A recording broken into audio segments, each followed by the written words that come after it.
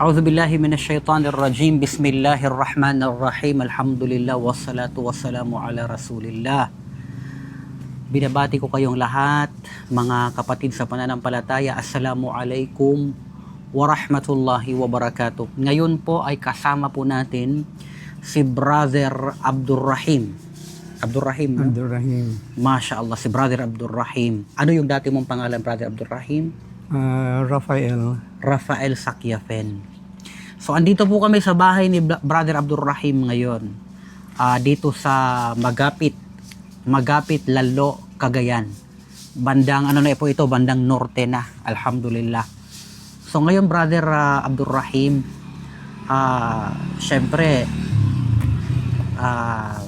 ikwento mo sa amin kung ano yung dahilan kung bakit ka nagbalik Islam. Kailan ka yumakap sa Islam, brother? Yumakap ako noong 2001 sa Jeddah, Saudi Arabia. Sa 2001 pa? 2001 pa yun. Masya Allah. So, 2001 sa Jeddah, Saudi Arabia. So, ano yung dahilan? Bakit ka yumakap sa Islam? Ano yung kwento?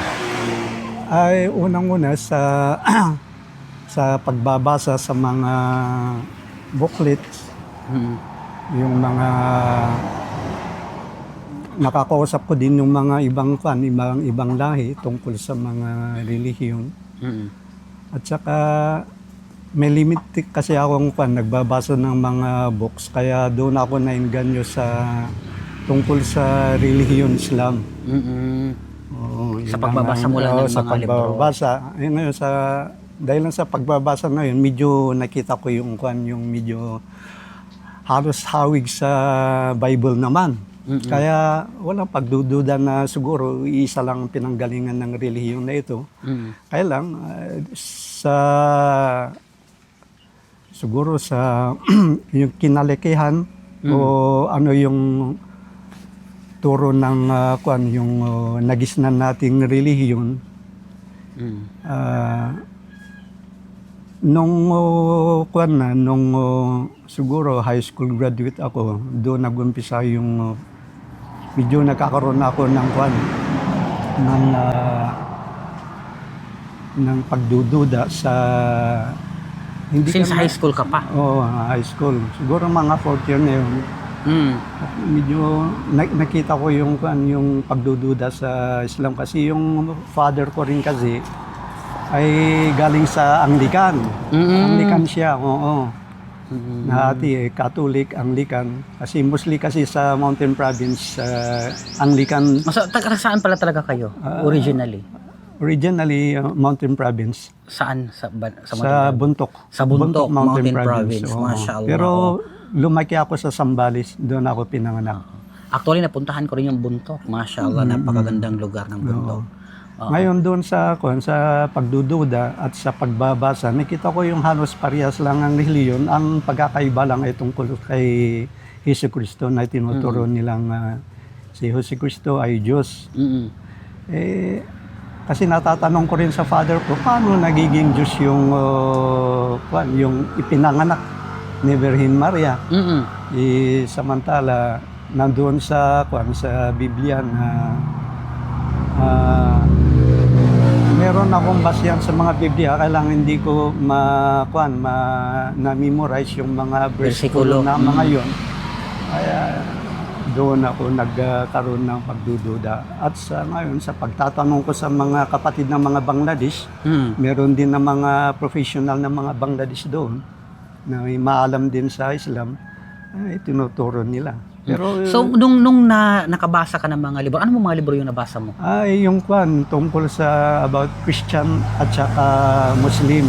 Yun ang una kong binasa yung talakayan Christian at Muslim? Oo, yun. Yung nabasa mo yun? Nabasa ko yun. At saka yung mga video ni Ahmad Didat. Doon medyo nainganyo ako doon na pinapanood yun. Kaya doon ako nagkakaroon ng matibay na... So ano yung talaga sa'yo, nakapag-kumbinsi sa'yo na talagang totoo itong Islam? Sa ang pagkakaiba lang kasi nila doon sa pagkakaisa yung tauhid nga. Una-una, hindi ko pa alam yung tawhid na sinasabi na yun. Yun pala yung monotheism talagang, Monotheism. oo, na kailangan direct ka na sumamba sa kwan. Hindi sa ka, Diyos. oo, sa Diyos, yung kaisan ng Diyos. Kaya nung nasaliksik ko yun, the more ako na nagkwan sa mga pagbabasa, lumalim yun, hanggang nakakulikta ako ng mga iba-ibang libro. At doon, nalaman ko talaga na ang Islam siguro ay ito talagang relihiyon na pinanggalingan lahat ng mga propeta. Kasi nandun yung mga link na nababasa mo, ay doon mo makikita na unang-una pala, yung mga propeta, yun ang nagdadala ng mga revelation. Hanggang sa kauli-ulian, si Prophet Muhammad sallallahu alaihi wasallam, ayun. Kaya nung napatunayan kong Islam ang kwan, sa isang taon ko lang pagsasaliksik, yumakap ako sa panahon ng Ramadan yon. Mashallah. Panahon ng Ramadan pa talaga. Oo. 2001, Ramadan Sa 2001. 2001. Oo. So ngayon, nagka-problema ka ba nung after mong yakapin yung Islam? Ay, wala. Mga personal problems? Oh, wala pa. Siguro nung nagkakaroon ako ng mga pagsubok, pero hindi naman siguro tumagal bago magkakaroon ng pagsubok na ramdaman ko. Siguro after 5 years o 6 years, yun. Pero nung What if una, wala pa. yung pamilya mo, may asawa ka na that time, syempre. Oo, siyempre. So, paano yung pamilya mo? Ano yung religion niya? Natanggap niya ba yung pag-Muslim? Katoliko. Katoliko, natanggap niya ba yung pag-Muslim mo? Hindi ka ba inaway? After siguro mga 1 taon, bago niya natanggap yun. Pero so, anong sinabi niya sa'yo nung mag-Muslim ka? Anong sinabi niya sa'yo? Siyempre, yung alam mo naman dito sa Pilipinas na nang Muslim ka dahil gusto mo mag-asawa ng iba. Ayun ang sinabi ng asawa mo. Pero hindi naman siya nagalit talaga. Hindi naman. Basta okay lang. Basta tuloy-tuloy lang yung padala mo. Yan lang. Okay.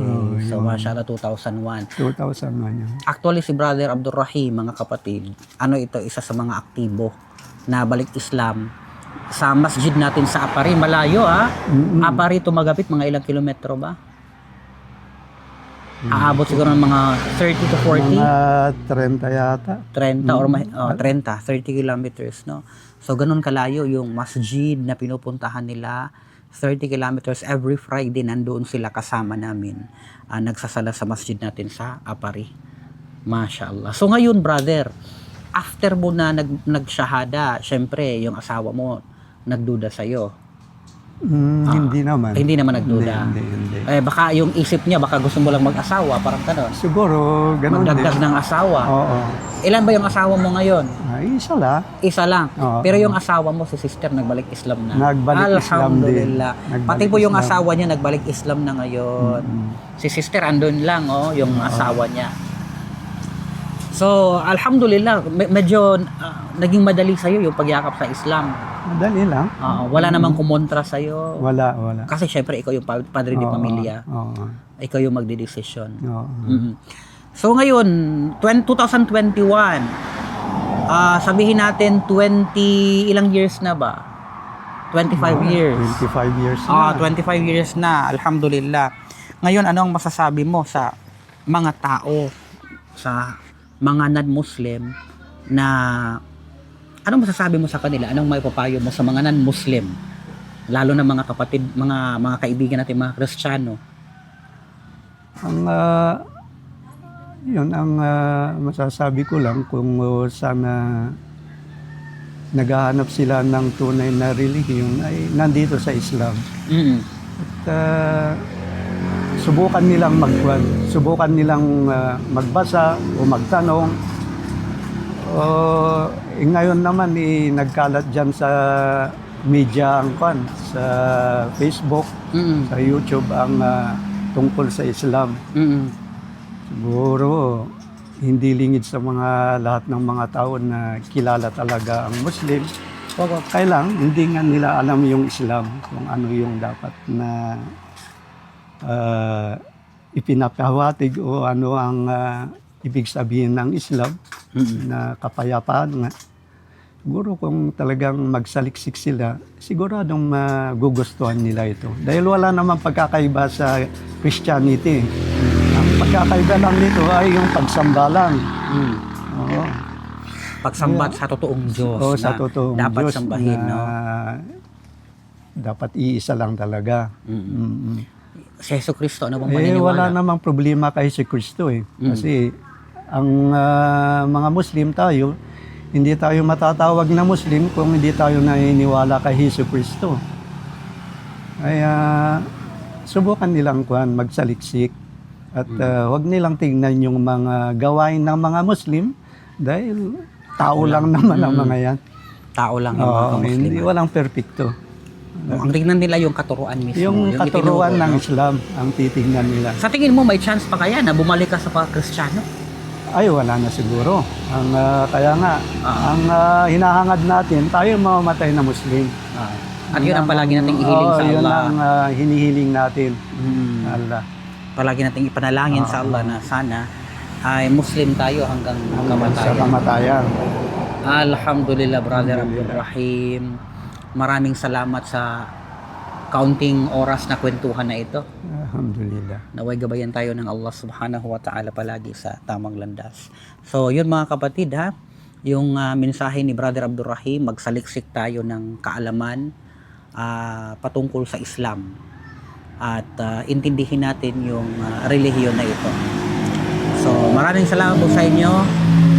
At sana gabayan tayo ng Allah sa tamang landas.